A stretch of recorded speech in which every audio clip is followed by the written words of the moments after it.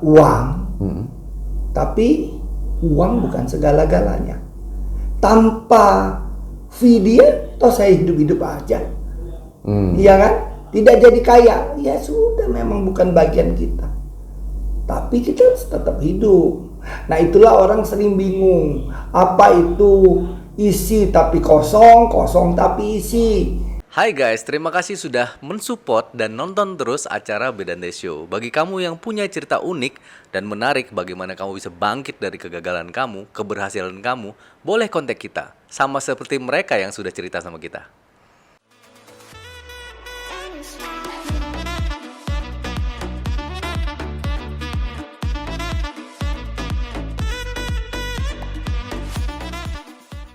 Sahabat Bedante, selamat datang di YouTube channel kita Bedante Show. Dan kali ini kita benar-benar mendapatkan privilege. Jadi ini adalah konten yang kita tunggu-tunggu. Sudah sekian bulan saya menunggu karena kebetulan saya tuh pengen banget ketemu, ngefans banget sama bapak yang satu ini. Jadi bapak yang satu ini adalah seorang pengacara, tetapi pengacara yang spesial. Nah, kita langsung kenalan ya. Pak F. Sugianto Sulaiman SH. Ya. Terima kasih banyak Pak Sugi sudah mau mampir di Bedante Show. Ya. Nah, Pak Sugi, sehat Pak ya? Ya, oke. Sehat. Oke lah. Still oke. Pak Sugi, mau nanya nih Pak Sugi sebagai seorang pengacara sudah berapa lama Pak? Kalau aktif di kepengacaraan itu sebelum reformasi ya, itu sebelum tahun reformasi kan 98. Jadi saya 95 mungkin ya. Sebelum 27 Juli. Oh, oke. 27 Juli itu 96 kan? Ya, Nah, saya sebelum itu before. Oh, oke. Nah, jadi tahun kira-kira 96 awal atau 95 lah. Oh, udah aktif jadi pengacara ya? Sudah aktif jadi pengacara praktek waktu itu namanya. Oh, pengacara praktek. Wow, udah lama. Nah, sedemikian lama gitu, kasus-kasus yang biasa ditangani itu apa, Pak? Ya, macam-macam ya. Kalau perdata kan soal perceraian, soal tanah, warisan, soal bisnis, utang piutang, ya macam-macam lah. Kalau pidana ya narkotika juga ada, tapi saya tidak mau menangani narkotik ini. Kalau mereka narkoba lah ya namanya sekarang narkoba. Yang misalnya yang trader, yang kurir, yang bandar, nah itu saya nggak pegang ya? Saya nggak mau. Saya nggak mau. Oh, nggak mau? Nggak mau. Kenapa tuh Pak? Kenapa? Ya kita sebagai manusia ya, kita tahu itu kerjaan yang bisa mencelakakan orang kan. Betul? Yes. Nah, lalu saya merasa tidak pada tempatnya saya sebagai seorang umat beragama membantu orang-orang seperti ini. Ya silakan cari pengacara lain. Memang ada prinsip pengacara tidak boleh menolak permintaan dari klien, tapi saya tidak mau untuk hal-hal yang menyangkut seperti itu. Yang bandar, yang kurir, yang mengedarkan, nah itu saya nggak mau. Nggak mau ya? Karena mereka sudah tahu resiko kan. Iya. Nah jadi ya silahkan aja, carikan banyak yang lain yang mau, terutama yang banyak duitnya kan. Nah, banyak kan jadi rebutan. Karena saya pernah ditawarin itu yang dulu di Cikande atau di mana itu yang punya pabrik narkoba zaman SBY terbesar di Grebek. Oh, oke. Dia ternyata donatur salah satu wihara besar di Lembang. Nah, lalu dia kontak saya, orangnya lah. Dia mau bayar saya 100 juta untuk fee saja. Saya bilang sorry ya, saya yang beginian ini apalagi memproduksi, bukan bandar lagi nih, memproduksi. Wow. Nah, enggak lah, saya bilang cari yang lain aja.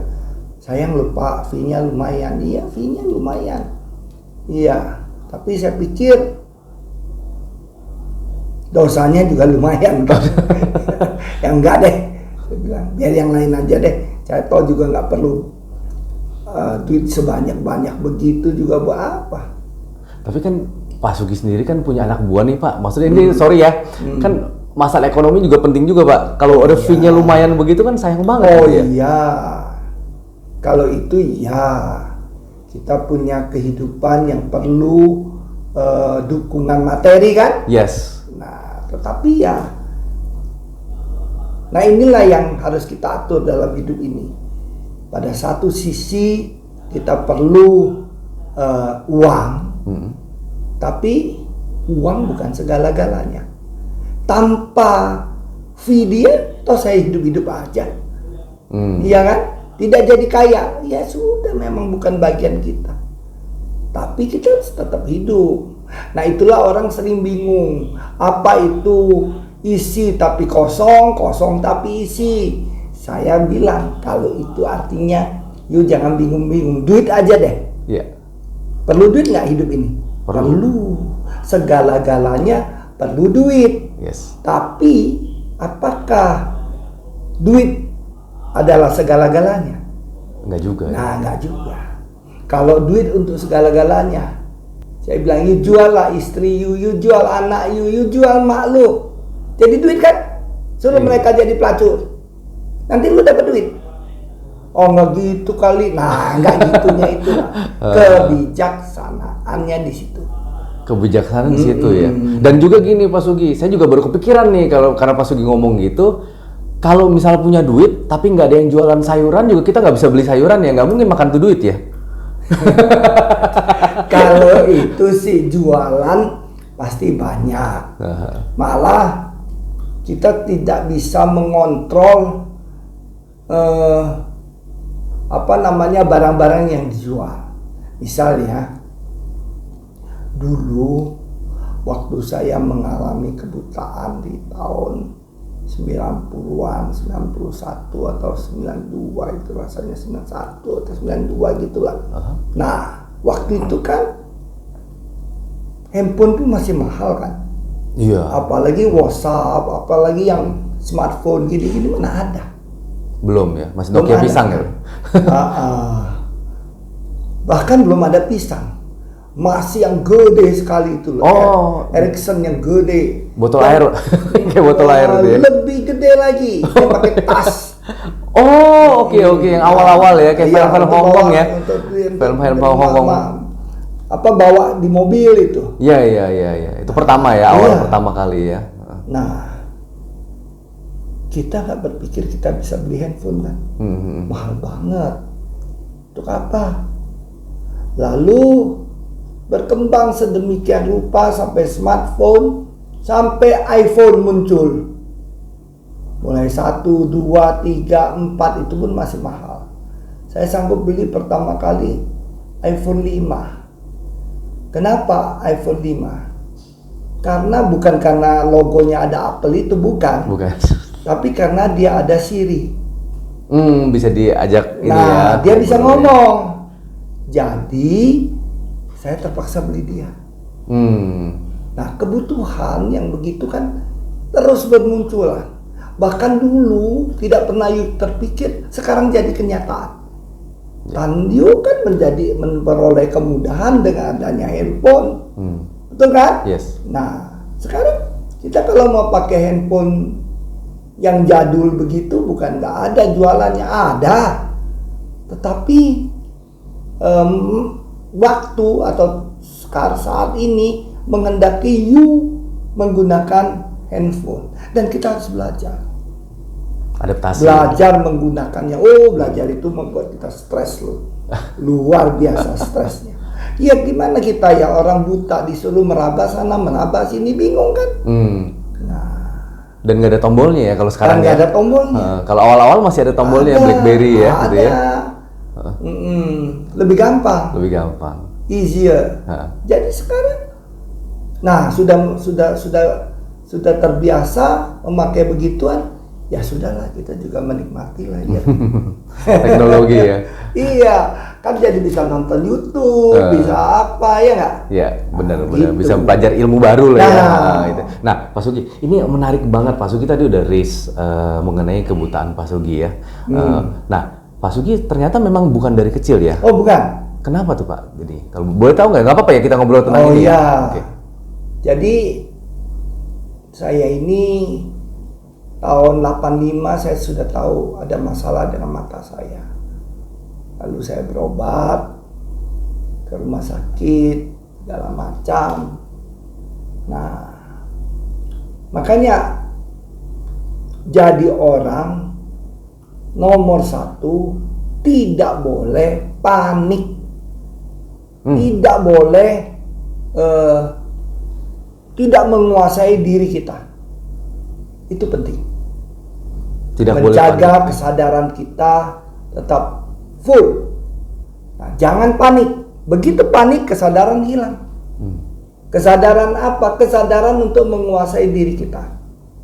Nah, di situ peran ya paling gampang agama. Ya. Tetapi yang lebih penting dari itu adalah kepercayaan diri. Kepercayaan diri. Nah, kepercayaan diri.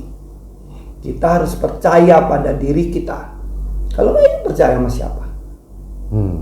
Nah, di situ peran agama sangat menunjang. Entah dia memakai istilah Tuhan atau apa segala macam. Yang penting dia percaya diri dia. Jadi kalau dia percaya pada diri dia nggak dibohongi. Contoh saya, ketika penyakit saya makin serius, saya ditawarkan seorang dokter yang ahli di Tangerang. Kita nggak usah sebut namanya. Ya. Nah, dia lihat, dia bilang gini, ini gampang, tapi mahal, ya kan? Oke. Saya kasih you obat, tapi disuntik di mata you, bisa sembuh nggak dok? Ya kita coba. Lalu saya mencobanya, karena saya yakin dia seorang dokter, ya kan? Yes. Dia pasti mengerti mengenai pengobatan. Lalu dia injeksi saya dengan obat yang namanya Oradexon, yang ternyata adalah steroid. Nah, ternyata ada beberapa dokter marah. Kenapa kamu pakai obat ini? Lo katanya bisa sembuh. Nah, sekarang kamu sembuh nggak? Buktinya kamu nggak sembuh kan? Nah, ternyata obat itu semacam apa ya? Candu gitu loh. Oke. Jadi kita harus pakai terus. Kalau nggak dipakai bagaimana? Nah, dia sakit lagi. Sakit lah. Kembali lagi penyakit itu. Nah, Pak Sugi, sorry, potong sebentar ya Pak ya. Ini penyakit yang Pak Sugi derita itu apa ya? namanya uveitis. Uveitis itu burem atau sakit? Sakit, matanya sakit, merah, nggak bisa lihat sinar. Oke. Kedua mata? Kedua mata. Dia dari kiri menular ke kanan. Oke. Nah, jadi kalau kita punya kesadaran penuh, walaupun kita tahu itu kita sudah salah, ya kan? Ya. Mestinya kita tenang aja. Pak Sugi tenang waktu itu? Oh tidak, saya panik. Pasti awal Ya panik tahu ya? lah begitu mendengar ini terapi yang salah dan ini you bisa buta. Panik nggak? Panik. Nah, begitu kita panik, we make the wrong decision. Nah, apa salahnya? Ya mulai mencari alternatif. Harapannya palsu. Nah, alternatif pertama menggunakan pengobatan medis China. Itu that's still okay, ya kan? Tetapi setelah itu kan kita tidak menemukan apa solusi, ya lalu beralih ke hal-hal yang tidak normal, bukan paranormal, itu kan tidak normal. Tidak normal. Nah, lalu macam-macam lah timbul. Sehingga penyakit itu semakin parah. Dan jiwa lu, psikologi lu semakin terguncang. Efek domino ya, Nah, iya. nambah terus ya. Nah, jadi apapun kondisinya, mau sakit, bahkan menjelang kematian pun kita harus tenang. Makanya kita sebagai manusia itu, pertama, ya, kita harus berani menerima kenyataan. Itu dulu. Berani Berani nggak you menerima kenyataan? Kalau tidak berani, malu, lalu berusaha menutupi kelemahannya, lalu berusaha membuat kamuflase, you pasti gagal. Semakin gagal, ya? Semakin terjerumus you gitu ya. pasti gagal.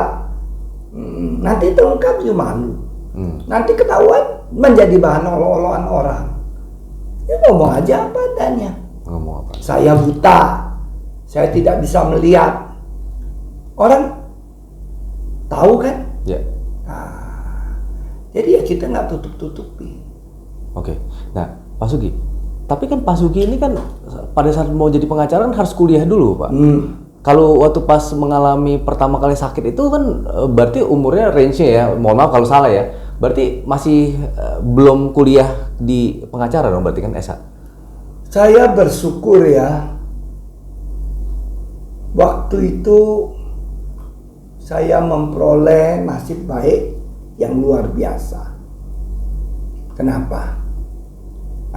Dalam waktu ngetes itu kira-kira tahun 97 ya. 97. 96 kan jadi pengacara Ya, praktek ya enggak. 92 Saya ya. tes waktu itu tahun 98. 98, oke. Lalu waktu dites kan ada saringan tuh. Ya. Oke. Ada ininya, tanya jawab, interview, and so on kan. Dia bilang, mana ini surat kesehatan, saya kasih lihat. Tapi kan you buta. Wah, nggak bisa deh. Oh, udah langsung dikatakan seperti itu Ya. ya, emang ngetes ya? Iya. Saya bilang kenapa nggak bisa? You tulis nggak bisa karena buta, tulis. Dia nggak berani. Terus ketua yang tes ya, ngurus di sana panitianya ngomong, yuk ketemuin aja hakim tinggi, namanya Pak Sanusi. Saya masih ingat namanya Pak Sanusi. Lalu beliau saya temuin di ruang kerjanya. Oke, saudara ada apa? Saya bilang, saya ditolak Pak. Kenapa ditolak? Karena saya buta. Nah, dia lihat saya. Kalau you buta, you mau melaksanakan profesi ini, coba you cerita dengan saya. Bagaimana caranya Anda menjalankan profesi sebagai lawyer? Ya kan? Iya. Nah, saya bilang, begini Pak, dalam hukum itu tidak ada perbedaan antara mereka yang buta dan tidak buta. Tidak ada beda antara mereka yang sakit dengan yang tidak sakit. Contoh Pak, waktu itu maka saya bersyukur. Kenapa? Karena waktu itu presidennya buta. Namanya Abdurrahman Wahid. Pak Gus Dur. Ya kan? Iya. Nah, saya bilang presiden aja bisa Pak, masa jadi lawyer nggak bisa sih Pak? Dia ketawa, bener kamu katanya. Tapi sorry ya katanya, nanti kalau baca data atau gimana, ya ngapain kita yang mesti baca Pak? Banyak orang, kan staf banyak. Ya kan? Jadi sebenarnya Pak Sugi nih pada saat ditantang Misalnya masuk ya, aja udah langsung ini you ya. pengen ke Surabaya. Dari Jakarta ke Surabaya jalan kaki, lama banget. Berbulan-bulan, ya ngapain juga. Ya kan? Ya. Nah, naik bus lah, pakai duit bayar tiketnya. Kan nanti ada orang yang you suruh nyetir. You tinggal tidur aja di bus, ya kan? Benar. Nah, atau ada duit lebih banyak naik kereta. Benar. Mana naik kereta ya beli tiket aja, gampang kan? Iya. Asal ada duit. Salah ada duit. Beli tiket. Mau lebih enak lagi naik pesawat. Apa lu mesti nyetir pesawat? Tidak perlu. Ya enggak. Yang penting you bayar. Nah, ada seatnya, lu duduk, tinggal tidur, bangun udah nyampe Surabaya. Oke? Iya, benar. Jadi Pak, saya bilang gak ada sulitnya.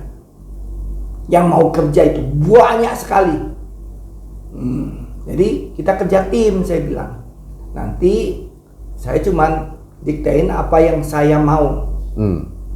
Saya dibacakan semua data yang saya mau tahu. Oke. Dia bilang, kalau begitu saya tanda tangan nih. Mana suratnya? Saya kasih surat rekomendasinya, dia teken. Waduh. Nah, lalu dia bilang, tapi Anda tidak boleh ada keistimewaan. Artinya tes akademik segala macam dia harus jalani. Siap Pak? Saya jalanin, saya lulus, selesai. Wow. Nah, Ini yang menarik yang ini Pak Sugi. Jadi pada saat di sidang itu pun di sidang ya ceritanya ya dengan hakim itu, Pak Sugi juga sudah mengalami benturan berikutnya ya. Benturan yang akhirnya malah membuat Pak Sugi bisa berkelit dan menjalankan profesi sebagai lawyer yang pertama mungkin ya. Bukan yang pertama, Dani. Itu tidak luar biasa. Wajar saja orang bertanya karena you punya kecacatan. Ya kan? Ya. Sangat wajar orang bertanya. Jangan juga kita menghalangi dia bertanya. Yang penting you siap menjawab. Kenyataan sudah pernah you praktek, you lakukan. Kan saya waktu itu sudah jadi pengacara praktek. Saya tahu bagaimana berpraktek kan. Nah, lalu ketika ditanya, kita sudah bisa menunjukkan fakta-faktanya, kenyataannya. Jadi poinnya ialah kesiapan diri kita itu yang penting. Kesiapan. Nah, dan percaya diri. Kan harus percaya diri juga. Kalau nggak percaya diri, bagaimana lu ngomong? Begitu ditanya aja lu nggak bisa jawab, gemeteran. Ya kan? Iya. Nah, jadi lu harus percaya diri, punya kemampuan. Nah, ini kan pasti lulus. Ya cuma kan Pak Sugi ini memiliki keterbatasan aja bisa seperti itu Pak. Kalau kita Pak, kita nih yang bisa melihat ya Pak ya, ditanya kayak gitu juga sebenarnya kayak ada dua pilihan sih. Biasanya kita gemeteran, ketakutan, atau keduanya kita kesel sama orang gitu loh. Kok nanya gue kayak gitu loh. Nah, itulah you harus punya kepercayaan diri. Tapi kalau orang awas yang nggak mungkin ditanya, bagaimana Anda membaca data kan tidak mungkin. Karena Anda kan bisa lihat, ya kan? Iya, cuma maksudnya gini Pak, yang ditanya mungkin bukan itu, tetapi ditanya mengenai kan kita dicari celahnya Pak terkadang. Mungkin misalnya, kok lu jelek? Gitu loh. Ya kayak gitu kan kadang suka kurang kita, ganteng. Iya kurang ganteng. Kok mau jadi gini? Misalnya jadi model ya. Artis. Iya, nah itu kita mau jadi artis ditanya pertama pertanyaannya, pernah ngaca nggak? Lah kita kan kayak gimana ya ngerasanya gitu? Kayaknya langsung drop mental, kesel gitu kan. Itu tadi saya bilang. Di samping kita harus percaya diri, tapi bukan over ya. Bukan sombong ya Pak ya? Bukan juga ya tidak tahu diri. Oke. Ya itu kan ada batas ya. Ada batas. Ya kalau misalnya mau jadi model, ya you harus bacalah persyaratannya. Oh ini, begini. Kalau saya kan sebelum saya mengajukan diri menjadi pengacara, menjadi advokat, saya kan sudah menjalani serangkaian praktek. Dan di praktek saya merasa saya mampu. Nah, jadi saya punya kepercayaan diri itu kan. Nah, kalau model misalnya, tadi contohnya model kan. Iya. Nah, ya kalau wajahnya tidak menarik, badannya, tubuhnya juga tidak proporsional, ya sudahlah. Ya ngapain yuk paksakan diri jadi model, betul nggak? Tapi memang kadang ada orang yang mau mengatasi tantangan, menjalani tantangan hidup. Dia ngomong aja gagu, maksudnya gemeter gitu loh. Kalau ngomong susah. Buat dia ngomong, mau ngomong itu dia susah. Ngomongnya susah. Ya. Lalu dia ngikut lomba pidato. Pernah dengar nggak cerita itu?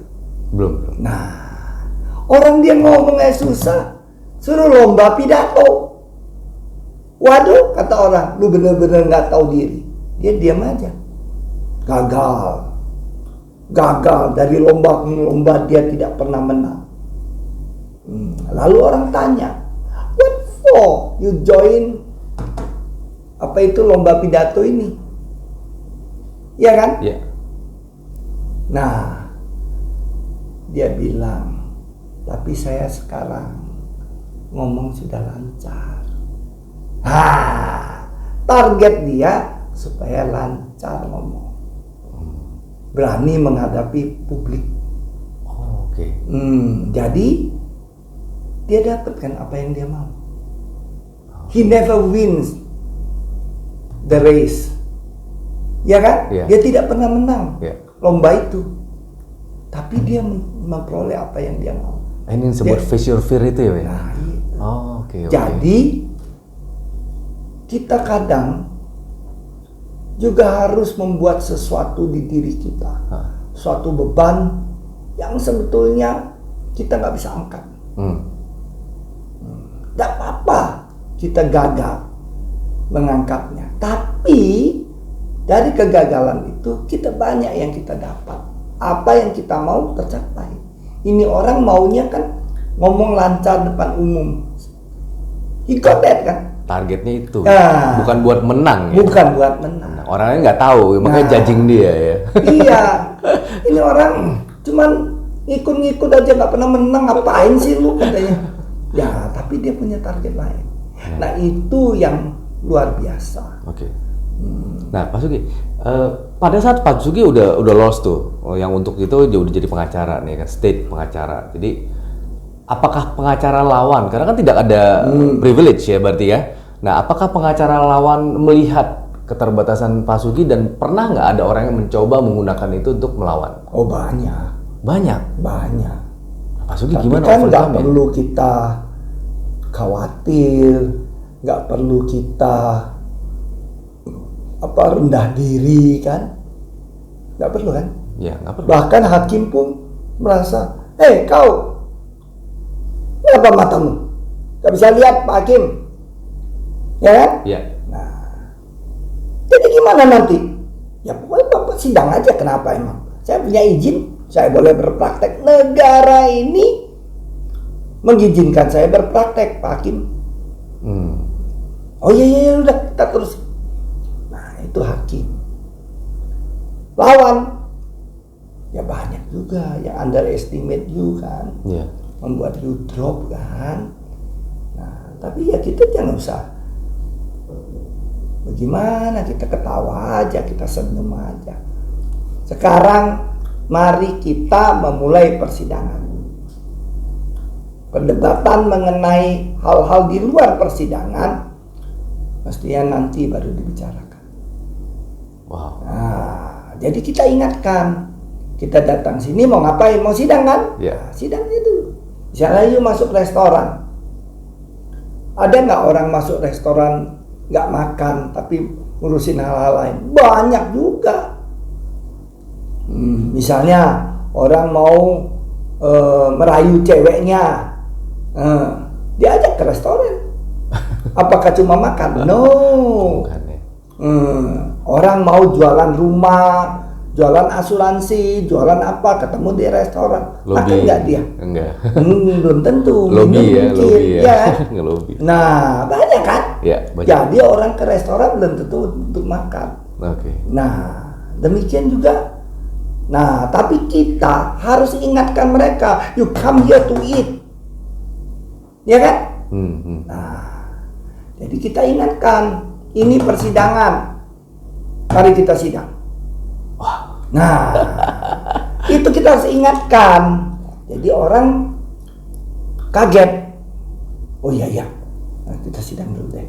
On track ya, jadi ingatkan dia. Ingatkan dia. Wah, makasih banyak Pak Sugi, udah luangkan waktu dan memberikan insight penting banget buat kita nih, yang kita masih bisa lihat. Nah, saya mau minta tolong Pak Sugi nih Pak, karena banyak audiens kita juga kemarin kita ada podcastan juga, ada beberapa yang disabilitas, jadi kita minta tolong juga saran dari Pak Sugi ke teman-teman kita yang memiliki keterbatasan, harusnya bagaimana mereka Pak?